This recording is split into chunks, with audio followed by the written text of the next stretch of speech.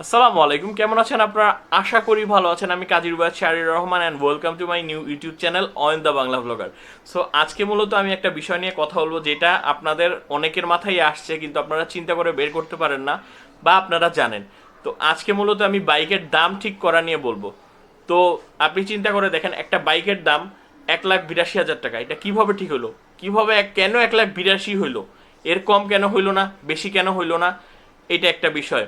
তারপরে আপনার ধরেন R15 ভার্সন 3 এর কথাই যদি বলি, বাংলাদেশ সবচেয়ে পছন্দের মোটরসাইকেল মানুষের, এইটার দাম আপনার কম 4 লাখ কত 85,000 টাকা মনে হয় শোরুমে, আর আনঅফিসিয়ালি 4,30,000 টাকা, যেটা হচ্ছে ইন্দোনেশিয়ানটার দাম 1 লাখ টাকা বেশি। কেন এই 1 লাখ টাকা বেশি হইলো বা কম হইলো, এগুলো নিয়ে আমরা কখনো চিন্তা করছি? কখনোই চিন্তা করি নাই। আমাদের দেশের বাইকগুলো আসে কোথা থেকে? আসে ইন্ডিয়া থেকে। ইন্ডিয়াতে আমি যে বাইকটা চালাই ফেজার, ইয়ামা ফেজার, 1 লাখ টাকার নিচে 90,000 রুপিতে পাওয়া যায়। কিন্তু বাংলাদেশে কেন 3 লাখ টাকা, 2,75,000 দিয়ে আমি কিনছিলাম, এখন মনে হয় 2,71,000। এত দাম বাংলাদেশে কেন? কিভাবে এই দামটা হয়? এটা নিয়ে আমরা কখনো কেউ চিন্তা করিনি। তো আজকের ভিডিওতে মূলত আমি আপনাদের বুঝাই দিব যে কিভাবে একটা বাইকের দাম ঠিক করা হয় বা একটা বাইকের দাম কিভাবে ক্যালকুলেশন করা হয়। এই ভিডিওটা ঠিক মতো দেখলে আপনারাও যে কোনো একটা বাইকের দাম ক্যালকুলেট করতে পারবেন। হয়তো বা এক্স্যাক্ট এমন পারবেন না, ধরেন আপনি 1,82,000 বের করলেন, কোম্পানি প্রাইস হয়তো বা হবে 1,81,000। বা যদি দেখা যায় যে যখন আনঅফিসিয়াল বাইক নতুন একটা মডেল, যেটা অফিসিয়ালি বাংলাদেশে নেই, আনঅফিসিয়াল লোকরা আসে, তখন কয় টাকা তারা বেশি রাখে, মানে একটা কোম্পানি তাদের খরচ থেকে কয় টাকা বেশি লাভ একটা বাইকে করতে পারে, সেই জিনিসটা আজকের ভিডিওতে আপনারা জানতে পারবেন। তো প্রথমেই আমি বলে নিই যে অনেকগুলা ধাপের মাধ্যমে দামটা ঠিক হয়। তো প্রথমে যারা জানেন না তাদের বলে দিই যে বাংলাদেশে একটা বাইক আসতে গেলে সোজা অ্যান্সার, একটা ট্যাক্স দিতে হয় সরকারকে, সেটা হচ্ছে সিবিইউ বা সিকেডি ট্যাক্স। সেটা নিয়ে আমরা পরে আলোচনা করব। তো প্রথমে আমরা ধাপে ধাপে শুরু করি আমাদের দাম জানার, যে বাইকের যে দাম জানার বিষয়টা সেটা। প্রথমে আমরা কি করব, একটা বাইককে সিলেক্ট করব, কারণ আমরা যদি একসাথে সবগুলার বের করতে যাই তাহলে হিসাবে ঝামেলা লেগে যাবে। তো প্রথমে জাস্ট একটা বাইককে সিলেক্ট করব। সো আমি ইয়ামাহা R15 ভার্সন 3 ইন্ডিয়ান যে ভার্সনটা, সেটার দাম সিলেক্ট করি, যেহেতু বাংলাদেশে এটার ক্রেজ অনেক, BS6 ABS আছে। তো মূলত প্রথমে কি করলাম, বাইকটা সিলেক্ট করলাম, বাইক সিলেকশন হয়ে গেল। ধাপ কি, এরপরের ধাপ হচ্ছে ইন্ডিয়াতে বাইকটার দাম কত। প্রত্যেক বাইকটার দাম কত, আমরা এটা কিভাবে যাব? আমরা জাস্ট ক্রোমে যাব, ক্রোম বা ইন্টারনেটে অ্যাক্সেস করব, ইন্টারনেটে অ্যাক্সেস করে সার্চ দিব যে R15 price in India. So এটা সার্চ দেওয়ার সাথে সাথেই আপনার ইন্ডিয়াতে বাইকটার দাম চলে আসবে। সো ইন্ডিয়াতে এক এক শোরুমে এক এক দাম। সো ওরা গড় একটা অ্যামাউন্ট দিয়ে দিবে। তো এখানে দেখা আছে 1,52,000। সো এই জিনিসটা কি, এটা রুপিতে আছে। সো আমরা দাম নিয়ে নিলাম। সো আমার বাইকের দামটা জানা হয়ে গেল ইন্ডিয়াতে কত দাম। তৃতীয় ধাপে আমরা কনভার্ট করব। কিভাবে কনভার্ট করব? জাস্ট গুগলে লিখবো রুপি টু টাকা কনভার্টার।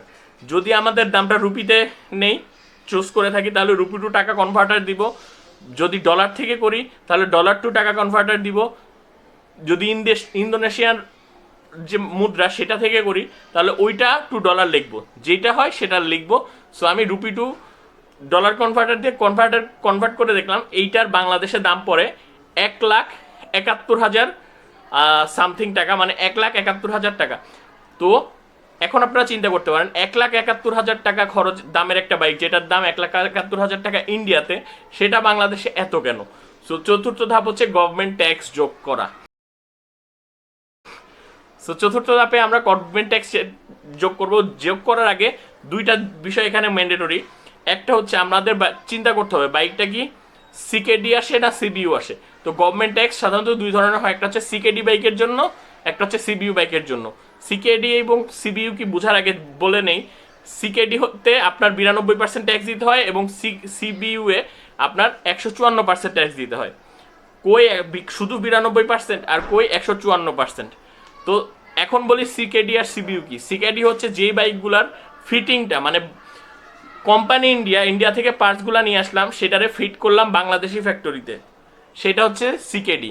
আর সিবিইউ হচ্ছে ইন্ডিয়াতে তৈরি হয়েছে, শোরুমে আছে, জাস্ট ওইটাকে ট্রাকে করে বাংলাদেশে নিয়ে আসলাম।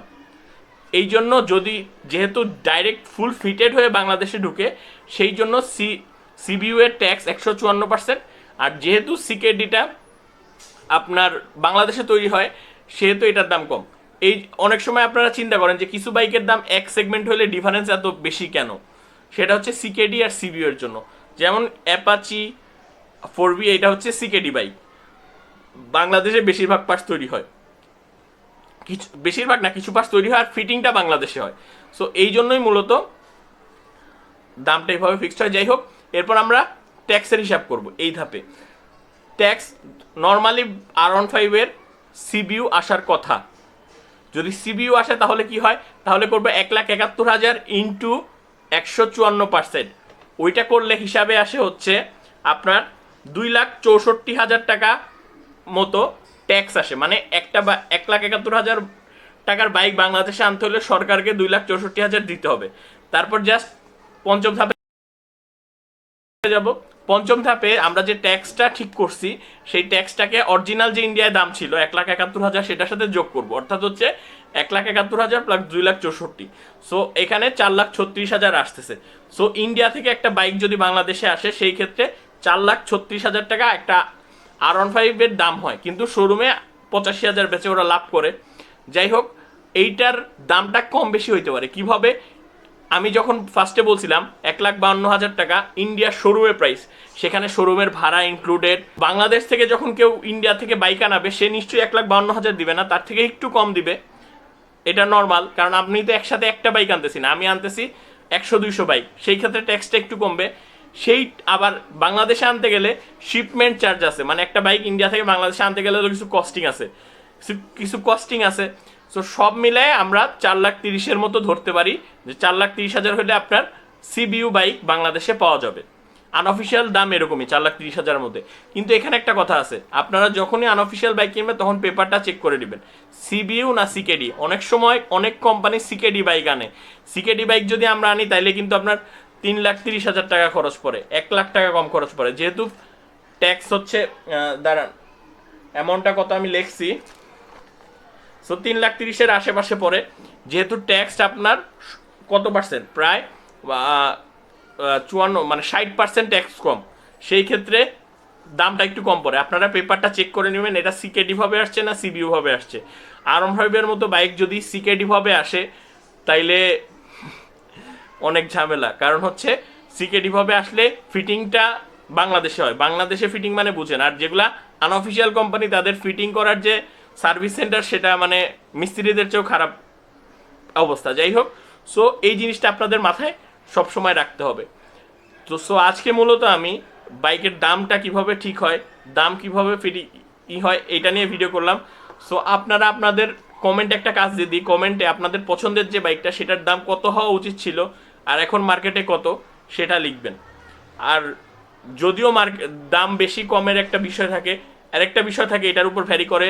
আর বাংলাদেশ থেকে যখন বায়াররা কিনে মোটরসাইকেল তখন ডলারে কিনে, ডলারের দাম কম বেশির মাধ্যমে হয়, কারণ বাংলাদেশ থেকে কিন্তু আমরা ইন্ডিয়ান মোটরসাইকেল কিনি না, বাংলাদেশ থেকে আমরা ইয়ামাহার কাছে যাই, ইয়ামাহা সেল করে ইন্ডিয়া ডেলিভারি দেয়, এইটাই হয় মূলত বিষয়টা। সো আজকে এইটুকুই থাক। Do whatever you want my lovely friends. আর আমার 50,000 সাবস্ক্রাইবার হয়ে গেছে, এই জন্য আমি যথেষ্ট খুশি। সো আমার মানে এখন যারা ভিডিওটা দেখবেন তারা যারা আমাকে ভালোবাসেন তারাই শুধু দেখবেন, বাকিরা দেখবেন না। যাদের প্রয়োজন শেষ তারা চলে যেতে পারেন, আমি এখন একটু মনের আন্তরিক কথা বলবো। সো আমার 50,000 সাবস্ক্রাইবার হয়ে গেছে আলহামদুলিল্লাহ। আমি মূলত ইউটিউবে আসছিলাম ভ্লগিং করার জন্য, মানুষ আমাকে চিনবে বা এরকম। আমি অনেক আগে ইউটিউবে আসছিলাম অন্যদের তুলনায়, যাই হোক। কিন্তু আমি যখন ইউটিউবিং করা শুরু করলাম তখন আমি দেখলাম যে বাংলাদেশে ব্লগিংয়ের মার্কেটটা অতটা ভালো না, কারণ ওই সময় সবার হাতে মোবাইল ছিল না, ছিল না। কিন্তু ইউটিউবে রিসার্চ রিলেটেড মানে হচ্ছে মানুষের উপকার রিলেটেড ভিডিওতে ভিউ হয়। সো আমি ভিউয়ের জন্য মূলত 1-2টা রিভিউ বানাইলাম, তো রিভিউটা মানুষ আমার ভালো দেখলো। এরপর আমি দেখলাম যে বিআরটিতে আমি যখন যেদিন গেলাম সেদিন অনেক হ্যাসেল হয়েছিল আমার, তো বিআরটির উপর রাগ করে হোক যে কোনো কারণেই হোক বিআরটি নিয়ে আমি একটা ভিডিও বানাইলাম। কারণ বাংলাদেশে মানুষ যত কিছুই জানুক জানে না বিআরটি এর ভিতরে কোন কাজ কিভাবে করতে হয়, আমরা খোঁজও নিতে চাই না। সো আমি এটা নিয়ে একটা ভিডিও বানালাম, ওই ভিডিওটাতে সবাই কমেন্ট করে আমাকে থ্যাংক ইউ দিল, মানুষ আমাকে ভালোবাসলো, এই জন্যই আমি মূলত বিআরটি এর রিলেটেড ভিডিও বানাই। কিন্তু আমার মূল ইচ্ছা ব্লগিং করা। ইনশাল্লাহ খুব শীঘ্রই ব্লগিং দেখতে পারবেন আমার জন্য সবাই দোয়া করবেন। 50,000 সাবস্ক্রাইবার হয়েছে, প্রত্যেকটা ইউটিউবারের একটা স্বপ্ন থাকে 1 লাখ সাবস্ক্রাইবার হইলে একটা ইউটিউবের প্লে বাটন দেয়। সো ওইটা আমার ইচ্ছা হচ্ছে আমার 1 লাখ সাবস্ক্রাইবার হোক, একটা প্লে বাটন পাই ইউটিউব থেকে, এটাই আমার মূলত ইচ্ছা। এরপরে কি হবে আমি জানি না, কিন্তু আমার এটা ইচ্ছা। যদিও ইউটিউব থেকে আমার যা খরচ হয় তার চেয়ে কম আয় হয়। ইউটিউব থেকে আয় হলে আমি বেশিরভাগ সময় ডোনেট করি। ওই দিনও আমি খাবার খাওয়াইলাম কত মানুষকে, ঈদে ডোনেট করব। কিন্তু আমার ইউটিউবের আপনাদের যে ভালোবাসা পাই এটাই আমার কাছে অনেক। সো আমার জন্য দোয়া করবেন, আর আপনারা সাবস্ক্রাইব করবেন। আপনার বাসায় যারা আছে সবাইকে বলবেন সাবস্ক্রাইব করতে। দোয়া করি, ইচ্ছা আছে এই আমার জন্মদিনের, এই বছরে আমার জন্মদিনের আগে 1 লাখ সাবস্ক্রাইবার হওয়ার, কিন্তু এটা কোনোভাবেই সম্ভব না। 2 মাসে কিভাবে 1 লাখ সাবস্ক্রাইবার হবো? আমি আপনাদেরকে সময় দিলাম, আপনারা যেভাবেই হোক যারা এই ভিডিওটা দেখতেছেন চেষ্টা করবেন আমাকে 1 লাখ সাবস্ক্রাইবার হওয়াই দিতে। সবাইকে বলবেন, আর আমার ভিডিও দেখলে সবার উপকারী হবে। আমার মনে হয় না যে কারোর ক্ষতি হবে আমার ভিডিও দেখে। So do whatever you want my lovely friends. আসসালামু আলাইকুম। আজকে এইটুকুই থাকলাম, আবার 2 দিন পরে অন্য কোনো ভিডিওতে আপনাদের সাথে দেখা হবে।